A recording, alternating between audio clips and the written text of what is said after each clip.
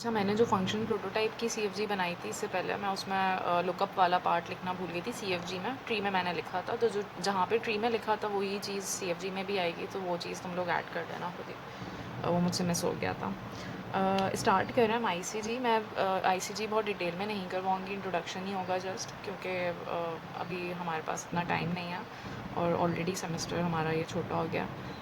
Semantic में भी मैंने सारी चीज़ें नहीं कवर करवाई हैं। उसमें मैंने एक्सप्रेशन की सिमेंटिक एट्रीब्यूटेड ग्रामर नहीं बताई है, तो वो चीज़ें हमारी स्किप हो गई हैं। बाकी हम आईसीजी में भी थोड़ा सा इंट्रोडक्शन देखेंगे, मैं बहुत डिटेल में नहीं जाऊँगी।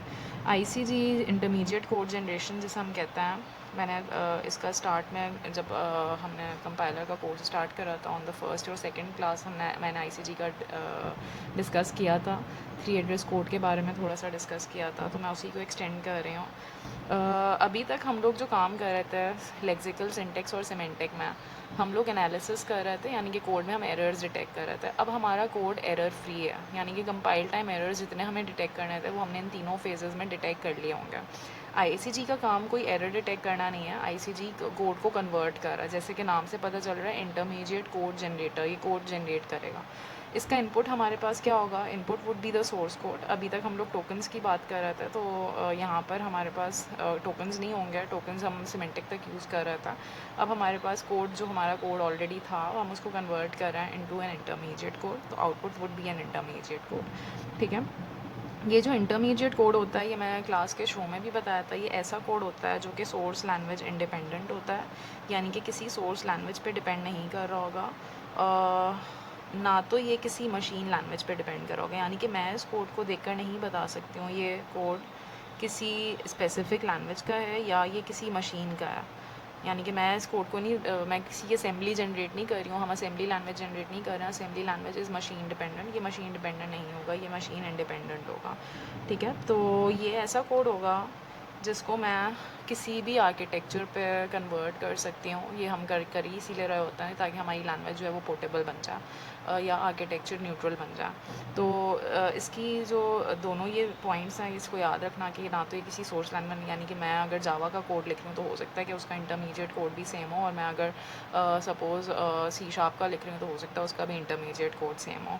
तो ये इंटरमीडिएट कोड सिर्फ इसलिए होता है कि मैं उस कोड को देखकर ये नहीं बता सकती हूँ किस लैंग्वेज में लिखा गया था। क्लोज टू असेंबली है बट नॉट असेंबली लैंग्वेज। यहाँ पर हम किसी रजिस्टर्स की बात नहीं कर रहे होंगे, हम टेम्प्रेरी वेरिएबल्स की बात कर रहे होंगे। जैसे T1 T2 हम टेम्प्रेरी वेरिएबल्स बना रहे होंगे।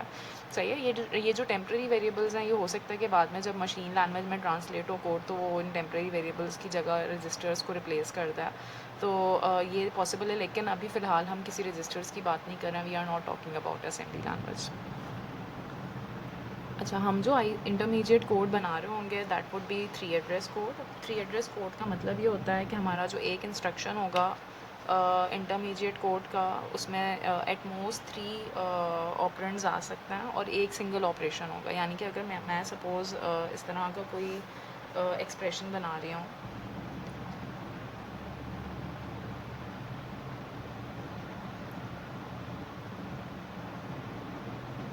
सही है। तो सपोज़ मेरे पास ये एक्सप्रेशन है और मुझे इसका इंटरमीडिएट कोड जनरेट करना है, 3 एड्रेस कोड। मैंने एक एग्जांपल इसकी क्लास की शो में भी दी थी, एक छोटी सी एग्जांपल थी वो।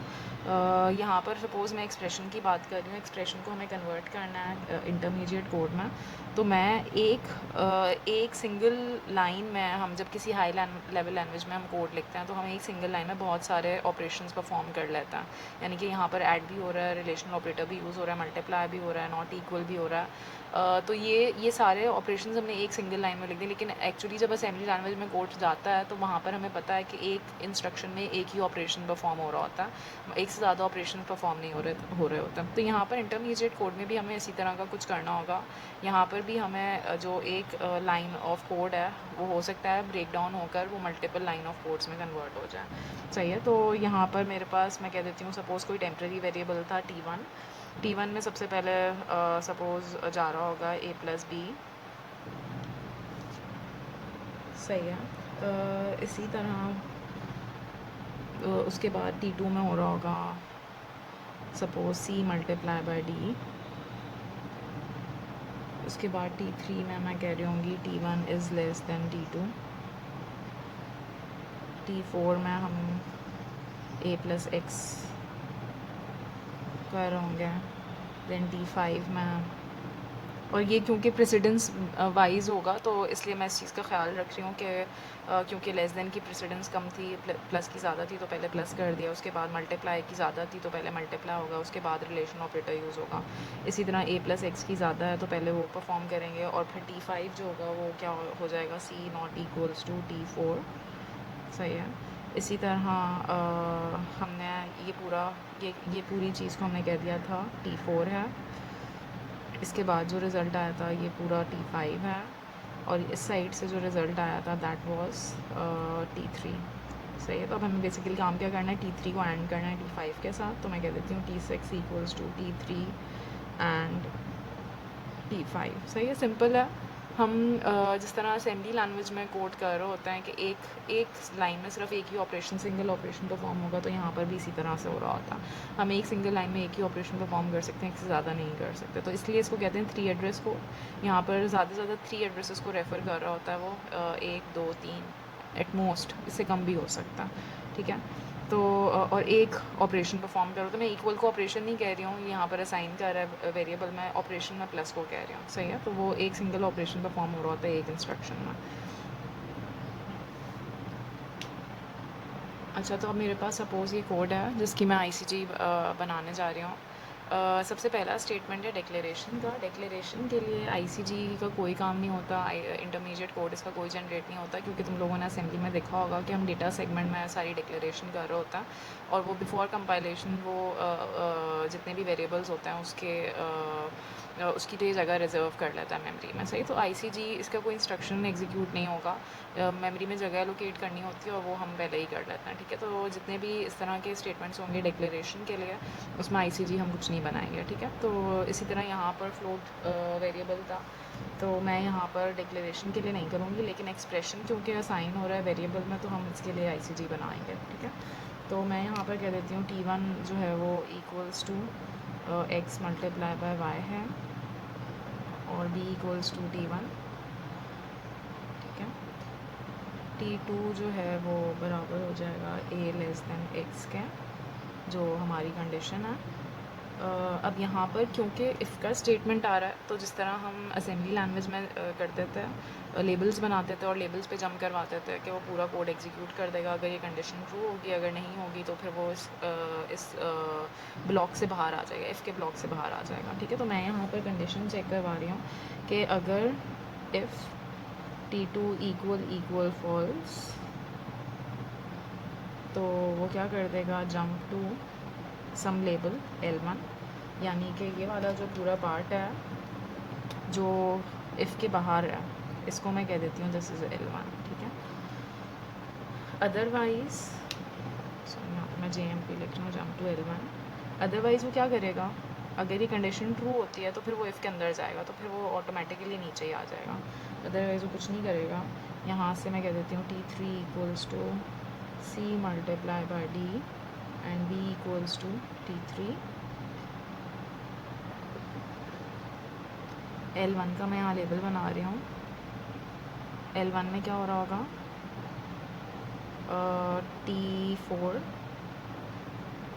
Equals to A plus B and X equals to T4। ठीक है। X equals to T4। एक और चीज़ जो यहाँ पर मिस कर दिया मैंने, जब वो ये इफ़ का जो पूरा ब्लॉक है उसे एग्जीक्यूट कर देगा, तो उसके बाद वो L1 पर भी जाएगा। ठीक है। ऐसा ही होगा कि इफ़ का पूरा जो पार्ट है, अगर ये कंडीशन ट्रू होती है तो फिर वो इसको एग्जीक्यूट करेगा, और एग्जीक्यूट करने के बाद वो यहाँ पर भी जाएगा, तो हम इसमें कुछ नहीं करेंगे। अगर सपोज़ करो कि मैं यहाँ पर ये जो चीज़ है पूरी, मैं कोड को थोड़ा सा चेंज कर रही हूँ, मैं यहाँ पर कह देती हूँ एल्स है।